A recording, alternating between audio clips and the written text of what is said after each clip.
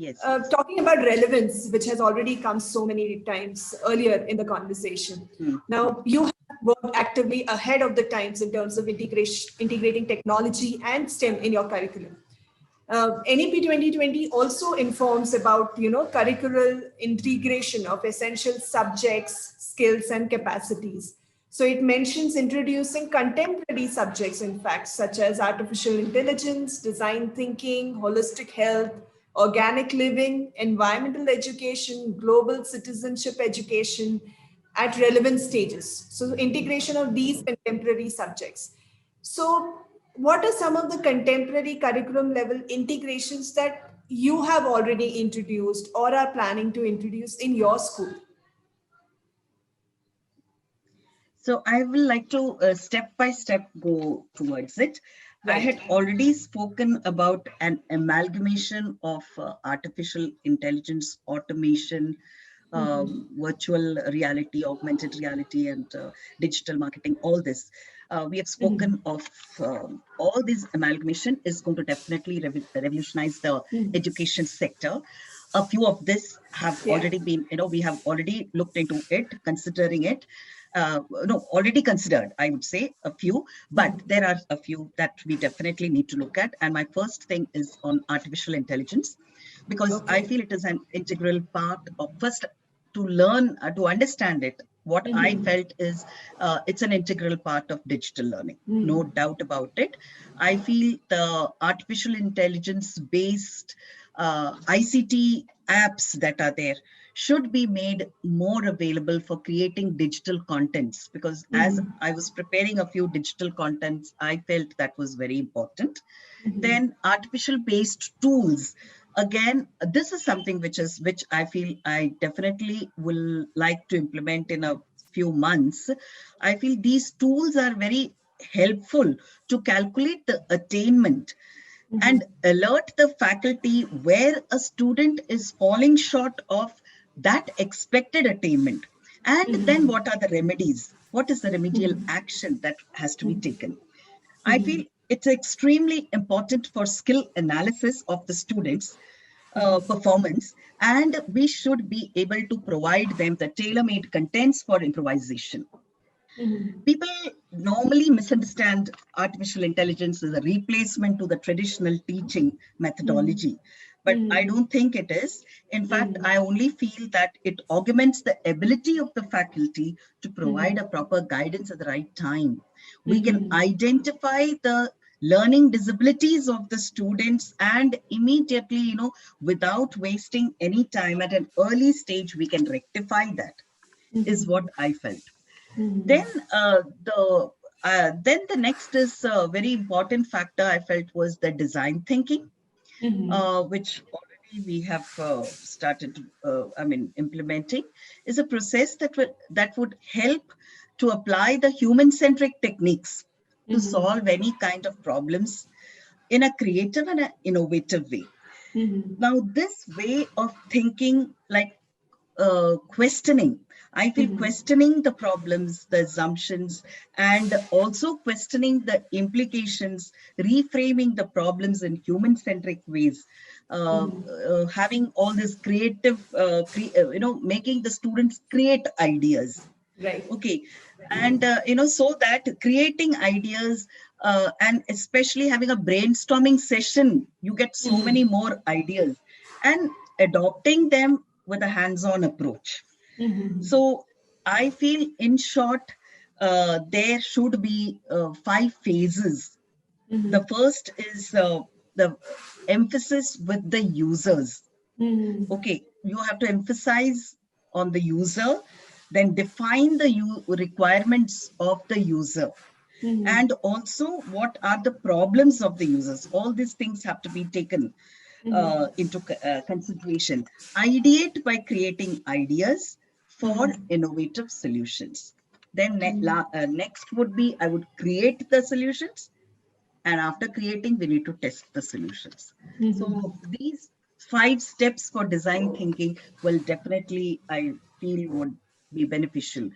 Then organic living programs, I think many schools are doing it.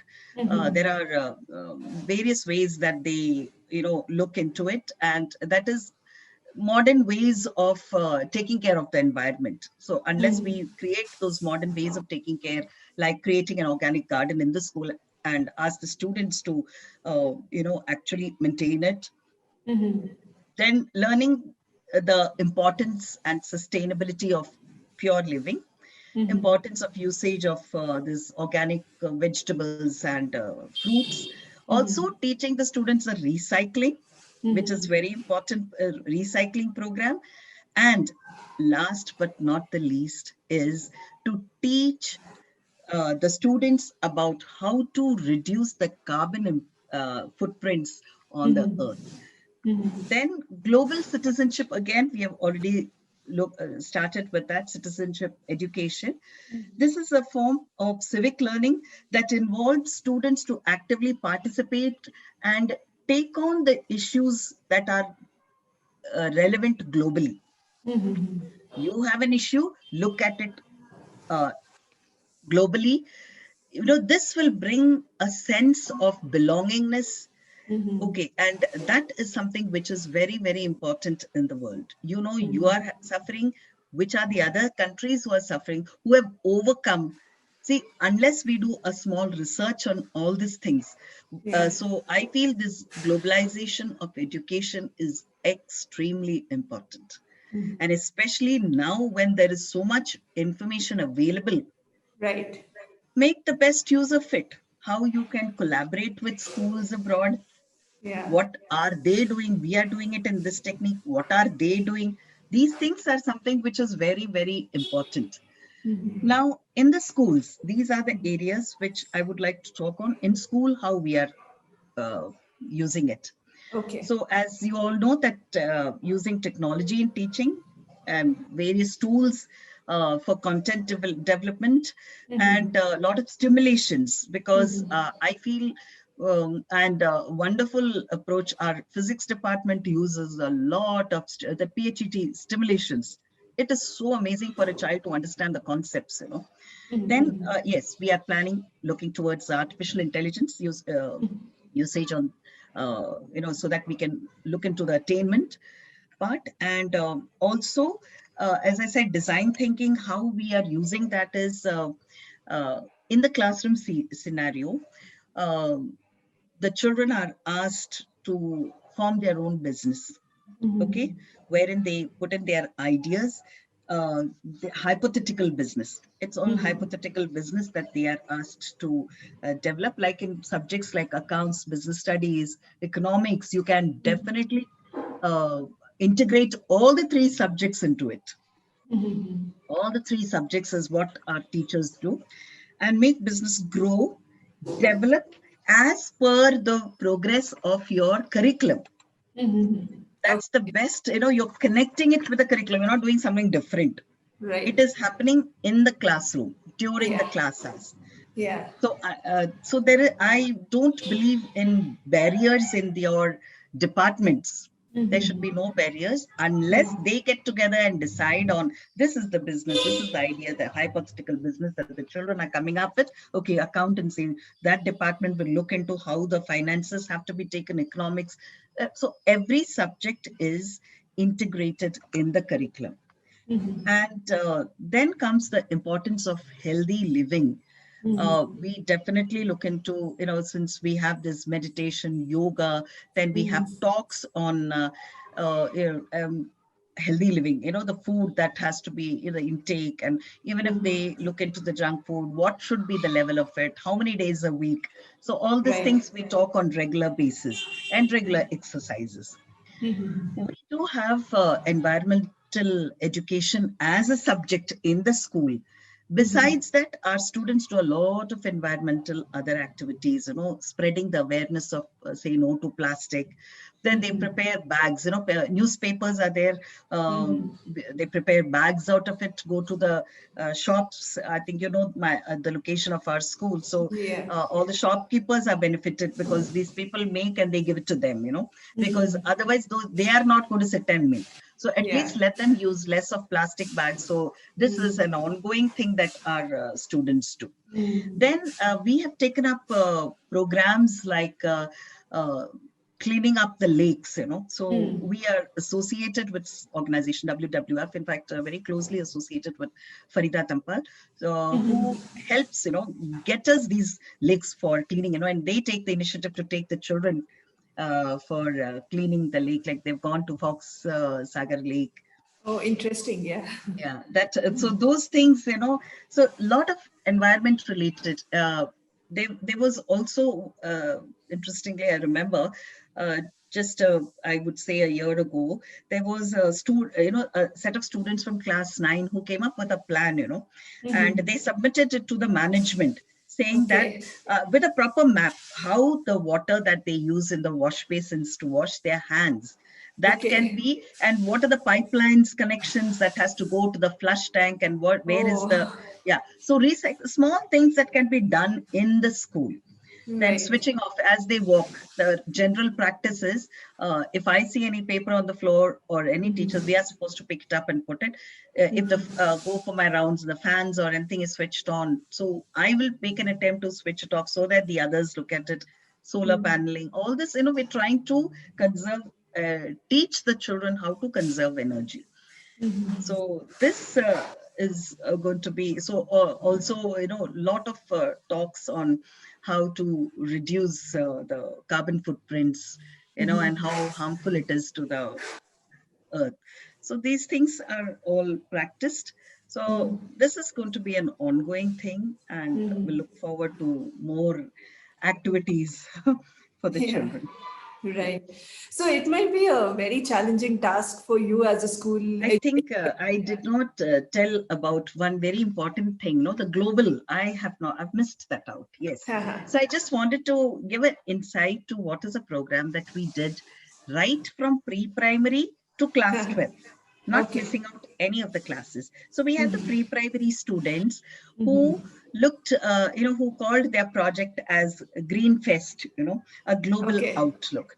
So they looked at a few festivals like the Moon Festival in China, Thanksgiving USA, and the Onam festival, for harvest in India, and did a small comparative study. They're Okay. little ones, so they did it in their way, Okay. and how what are the cultures of them. So when they're looking at these three countries, the cultural part, their dance and how they celebrate these festivals, so much things that are common. What are the differences? What is the things that are common between them? So that was a very beautiful study by the little ones. Then classes 1 and 2 were looking at the usage of flowers in countries like India, Bulgaria, Japan, Holland, and they again studied the climatic factors involved in the types of flowers that are grown in the. So we know that Holland and Bulgaria and all the kinds of flowers that are there, and comparing it with the flowers that are available in India, which season. So that was a beautiful study done by the students of class 1, 2, and 3. Then a very, very important factor which has to be inculcated where a child understands, we looked at that age group. So that if you target students of classes 4, 5, and 6, we gave them a topic like zero hunger, zero waste. Okay. That was an amazing learning point for them, because lots of learning happened. They started implementing that. That was something, they looked at food wastage, its pattern in India, USA, France, then Sri Lanka. Okay. And then they looked at the hunger patterns in places like Somalia, Africa, India, did a comparison. Then they were taught how to minimize the wastage of food, a research and innovative methods to reduce, reuse, and recycle. So that was the 3 R's that they focused on. So that was a Okay. very important. At that age, something will be retained in their mind. You can't Right. teach them at a Absolutely. later age. Yeah. Then when it came to classes 7 and 8, as I told you about the myopia. So, Right. that they did comparison with Germany, which has the highest, and then India and Nigeria, where it's less. So the importance of outdoor activities. So they did that comparison. So they understood how important it is. In fact, the children learned how, and every child's eye testing, each class wise they did. They did the eye test. How many of them are in the borderline? How many of them have the tendency for specs? And in 2 years they'll get specs. All this they did. Yeah. So it was done by the children totally. Yeah. And then when it came to classes 9 and 10, they did a wonderful comparative study of accessibility to medical services in India, UK, US, and Canada. So they had, the children who had friends, who had relatives as doctors in those places. These people made a nice comparative study of what are the medical facilities in the healthcare system. So that was a wonderful study. The complete Cambridge wing came up with how to nurture responsible global citizens.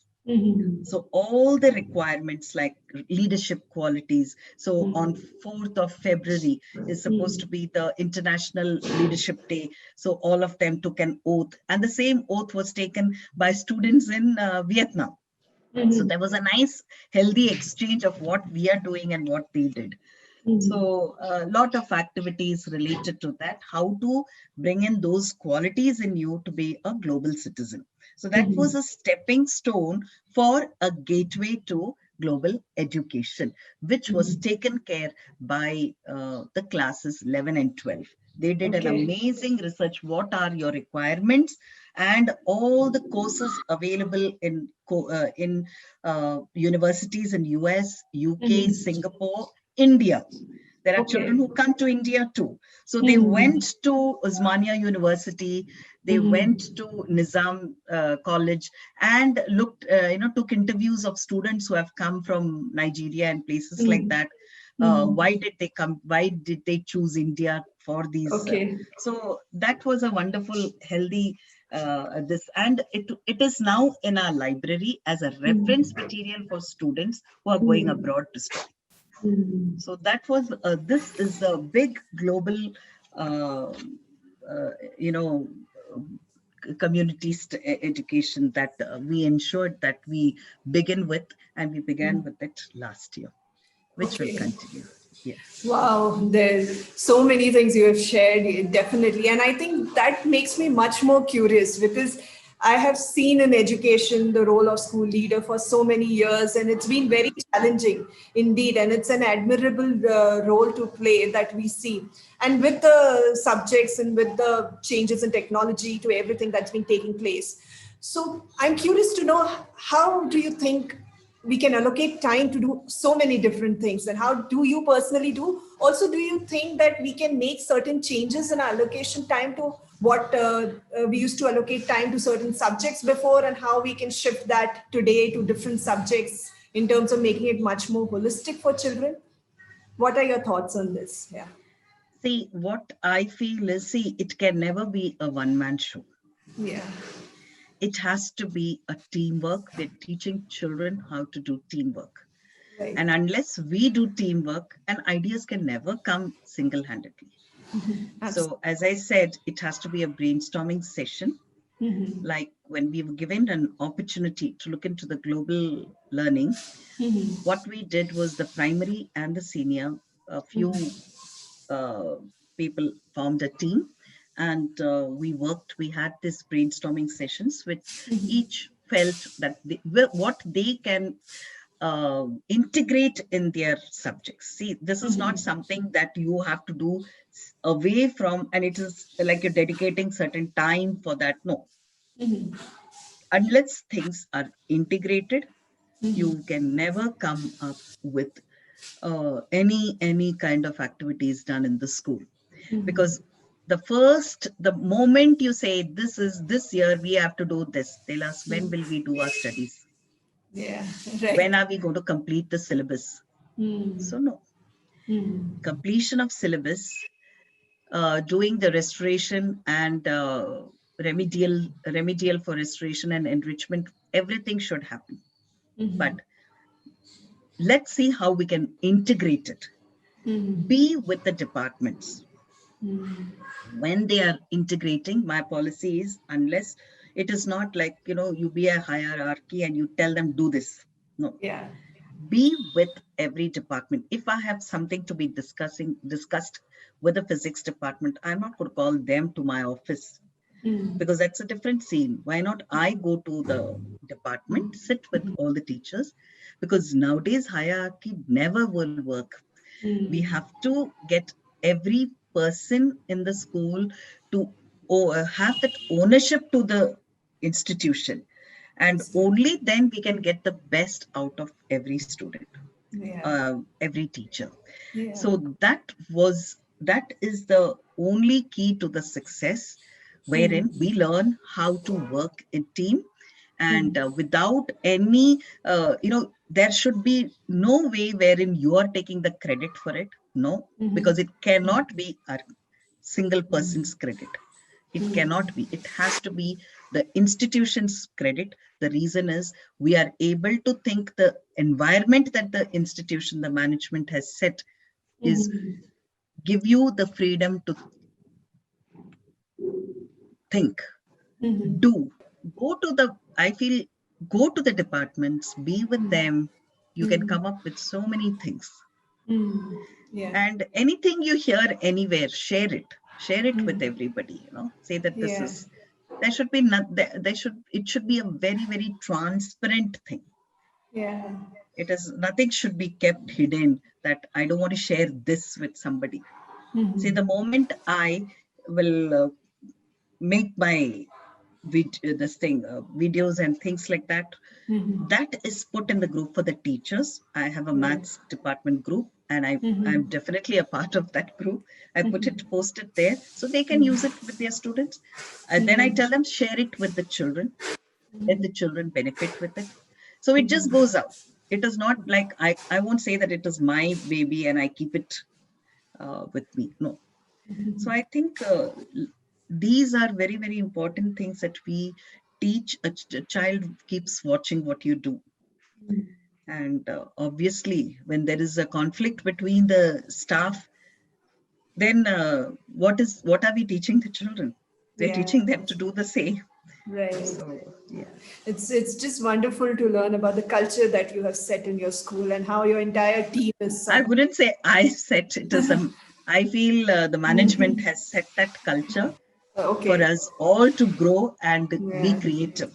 And then one has to have an enthusiasm for doing this. Yeah, passion for your job. I think if you don't have that passion, it's better that you don't take up teaching.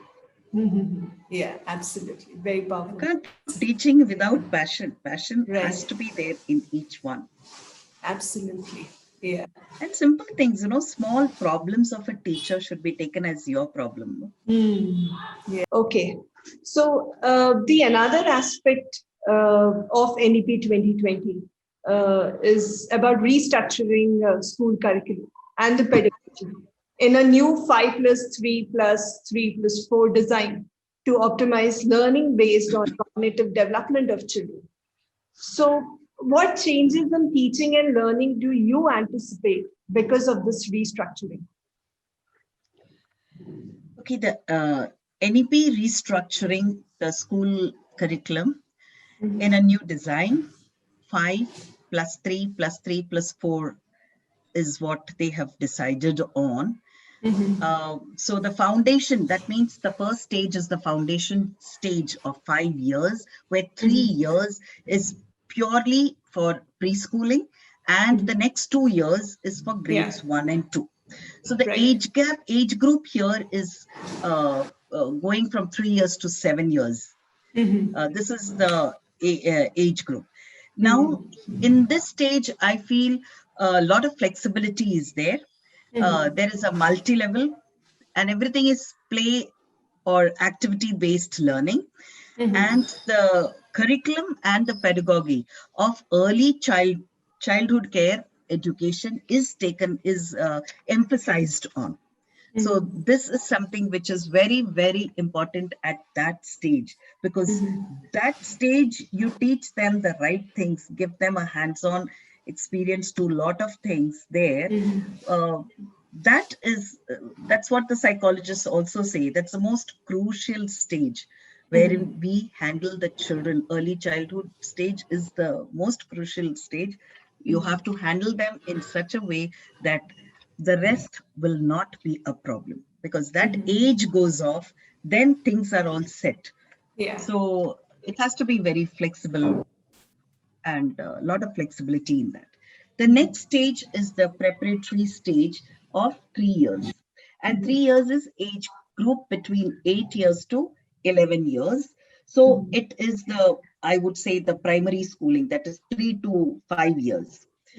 Now, in this stage, the education will have some light textbooks, then a little formal, but that formal is interactive classrooms.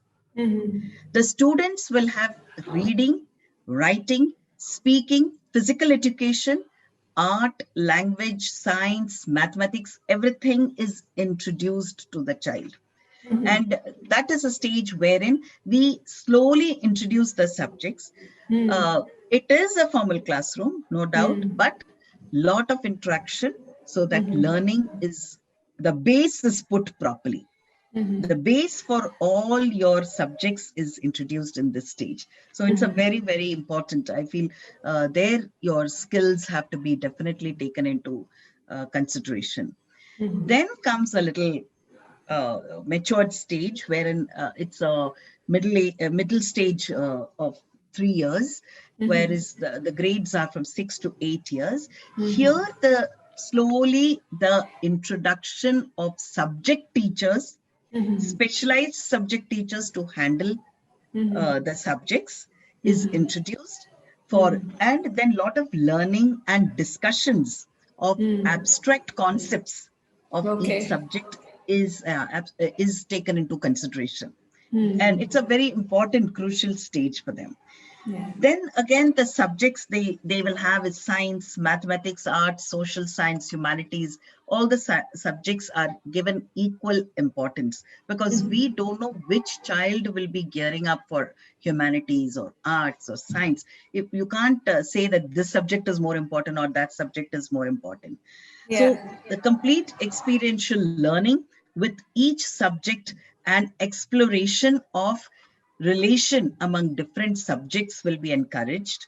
And here I would definitely say that there has to be an integration in the subjects. Yeah. Past few years, we definitely have the integrated week, wherein if they speak of one topic, say water, every subject teacher is connecting it.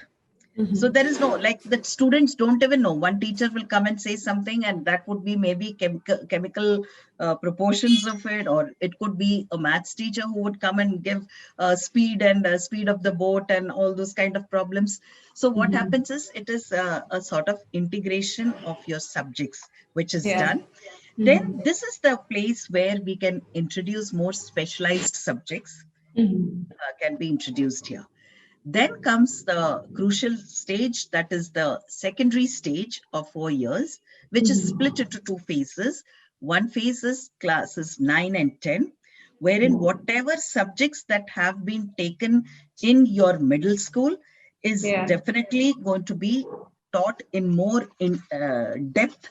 There would be more depth in teaching, more critical thinking, attention to life aspirators, and also more flexibility for the student choice of subjects for the students. Then now there is an interesting thing. This used to happen till 10 before also. Okay, but the most interesting thing here is a student can exit after the first phase. Okay, they can exit and they can re-enter. Now, re-enter either to pursue the vocational learning or academic learning, wherein importance to both are equal. You can't say that academic learning is more important than vocational. There has to be equal importance given to both, because here the child is given a choice for your next phase, classes 11 and 12, to take up one of the courses. So this is something which is, so it, then children can also go to, now for vocational courses, maybe it's not available in certain schools. They can go to specialized schools for that vocational course. The key thrust is to move this education system towards real understanding and towards learning. How to learn, and it's made to move away from the usual rote learning. So I think that is something which is so very important. Otherwise, still today it is absolute rote learning. You learn, you spell it in the paper, and over your knowledge, your concept has gone, because now you're gearing up for the next set. The content will focus on key concepts, ideas, applications, and problem solving. It will include hands-on learning, then arts integrated, sports integrated, storytelling based pedagogy, and with exploration of relations among different subjects. They start exploring and relate with different subjects. And in fact, for classes 11 and 12, from I think 2010, 9, 10, 8, 9, 10, I don't know, remember when, we had already started. We have one teacher who comes and does the training for the students, for the science students, 11th and 12th. And he's specialized in all the three. So his integration is maths, physics, chemistry. Okay. So you need something like that. There is no barrier. What is physics? It is 10% of your concepts that are taught to you, the formulas. Rest is mathematics in that. No? Same calculations are there in chemistry to balance the equations. So this is, to understand this and remove the barrier is something which is very, I think this in NEP is going to, this change in the complete system of 5 plus 3 plus 3 plus 4 is going to bring in. There would be no hard separation among, this is something very important, curricular, co-curricular, extracurricular. Okay. There would be no separation between them. As I said, there is no separation between vocational and academic. Then extensive use of technology will be made for teaching and learning. Then learning different subjects, different languages. Learning different languages is also emphasized. Then I think the 3-language system is going to continue. There's no change in that. Having a regional language, having a national language, and English as the main. So I feel it's a absolutely positive move for today's learners. And a lot of things that we have started, as I said, what are the things that integration is something that we have started. Then in ICSE, we also have a concept of, it's not necessarily compulsory that you need to take your maths, physics, chemistry, and for your 9 and 10, there is an option for children, actually. So there are children who drop out science and maths and they take economics and some subjects like that, So that facility is already available for ICSE students. And of course, for the international curriculum, because going towards that, I feel it's globally very important to change. So you have also authored textbooks and for grades 1 to 8. And textbooks have always been a key medium of imparting subject knowledge in our education system. It is a common reference for content for both the students as well as the teachers. And the policy emphasizes changes in textbooks by reducing the content and focusing more on the constructive approach of learning that you had already mentioned. So what are some of the changes that you would like to see in the textbooks in this regard?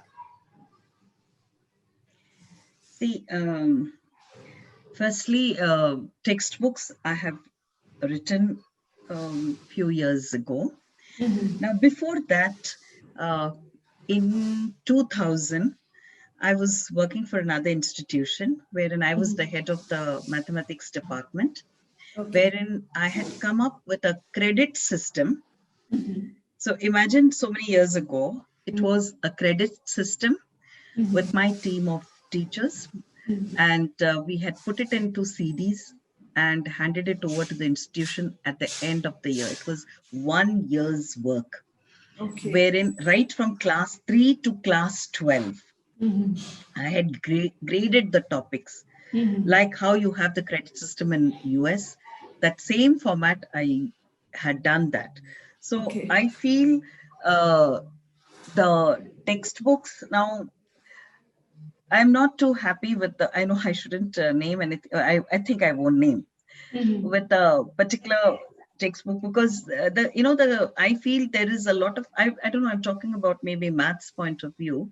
I feel the application was less and it was more of theory and comprised theory that is there. So I feel each topic, what is the guidelines given by the boards? Now, since we have different boards, uh, the textbook could be more precise on those guidelines, studying the guidelines properly, and especially for higher classes. But for lower classes, I think it's fine. You can give them a little extra knowledge here, there. It would be good for them. It really doesn't matter. And but for other classes, I think looking at what is the syllabus issued by the board, they have to stick to that, because there are a lot of places that I feel that there is a mismatch there. So the we need to the teachers have to put in that extra effort to find out which are the portion that is there according to the syllabus and which is not there, which can be struck off. So it's a big exercise, a task that is being done. But I feel a little more emphasis on looking into what is the guidelines by the government, is by the board, is extremely important uh, to go ahead and put in lot of activities, because learning happens because not by just there's so much of theory, and when it comes to your application part, it's very less. And I feel there is the children don't know how to apply the concepts. Don't focus so much on all the concepts, but focus on how the students will you know apply the concepts. They should know, okay, that's what I see and I like in the Cambridge curriculum. There are so many concepts taught to you, and then there's case study and so many things there, and then you come up and then you're applying all those concepts, maybe not even pertaining to that subject. You're applying something concept that you have learned in some other thing. So there shouldn't be a mismatch in that. Yeah. Application, I think, should be given more emphasis on. Yeah, So absolutely. We are with just the hoping present, that, maybe it is there. yeah, we are just hoping I'm now. just hoping it happens. Yeah. Yeah, this video is also watched by all the people who are publishing the textbooks, and they are definitely taking, to make it more application oriented. Yeah. So one Yeah. last question. Yeah. Because I'm not happy with the work that those days I did. I don't know, I did it in 2007 or something. I'm not too happy with that, Yeah. because I feel, yeah, those days, I mean, so much of awareness wasn't there. Main Right. thing. Absolutely. I think in the present scene, maybe we would have done that, putting in visual, I think it should be more digital now, the content Yeah. should be digital. Digital, right? More than having this hardbound books, yeah, digital contents, and then application can be in the form of, like question, I feel a kind of a questionnaire coming into book Yeah. form, And the wherein case a study, child has to think, yeah, problem digitally view, statement. Yeah. digitally view, and then Yeah. let's try to apply that. Yeah. Then it is, I think it would be a good match of both the Match. traditional as well as digital. Yeah. Right, absolutely. So, one last question. If you were made the chief policy maker on education, what single change would you want to make to NEP 2020? Yes, a small, see, I feel if we speak so much about global education, our first thing, I'm sure they have gone through all the policies, educational policies around the world, and then come up with NEP. No doubt about it. They have done a lot of good changes. But I feel when we speak about student friendly, anything that we teach or we do should be student friendly is the first thing that is always coming to the mind of any educator. They speak Right. about student friendly. What I feel, having both the curriculums in the school, student friendly, I felt was the Cambridge curriculum. Even now, I would put it at a upper hand. The reason is, I feel that when we say student friendly, it should never be bringing the syllabus down. See, we have to maintain that, challenging level of Right. the curriculum. Absolutely, which is where India stands, frankly speaking. If you see the content wise, it's amazing. But when it comes to your testing them, the testing mode is something which I feel should be enhanced. Once the testing is done appropriately, uh, it's challenging. Every school will, the staff of that school will start gearing up to throw challenging questions to the children. Right. So what happens, we should make the child think. So when they think, there is much more creativity that is being developed in a child. Then student friendly, to make it student friendly, have the put a number, the minimum number subjects that a child should take. So whether the child is a brilliant child or not, Cambridge conducts the exams, board exams, thrice a year. So what happens, they can pick and choose subjects that, okay, I can finish it now. If it is a very bright child, the child can try to finish the curriculum as soon as possible. But when the child is a little weak, it's still friendly to the child, because Right. 3 times the exams are conducted. And 3 times when the exams are conducted, okay, I'm weak in my studies, so I will just pick up 2 subjects and do it for this exam. The next exam, I'll pick up another 2. And then I try to finish, in 3 exams, I'll try to finish my year's curriculum. You're lessening the burden for a child. Right. So I feel that is called student friendly. So for a bright child, why should the child waste time for so many years, 5 + 3 + 3 + 4? If a child is really brilliant, the child can finish it in less number of period, isn't it? Yeah. So that kind of a little small flexibility, and I'm sure it will come in course of time with so many changes made this year. I have full faith that there's no looking back. Now we are just moving forward. I Yeah. think that definitely will come. Yeah. So that's the only small change I feel. Yeah, absolutely. I think very important points, being student friendly, and the assessment, focusing on assessment and changing that, so that the rest of the way we deliver our education, that also changes. So very, very important points. Thank you, Ms. Maya. I think you have shared so many important points and with such great detail. We are so thankful to you for taking out this time to speak on NEP 2020 Aspiration to Action. We have got many takeaways, and it will take us some time to sort of register it also. Yes, but we are very looking forward and hope everybody gets a lot of inputs and takeaways from this as well. Thank you. And thank you so much for your time. Thank you so much, Natasha. Thank you very much. Yeah.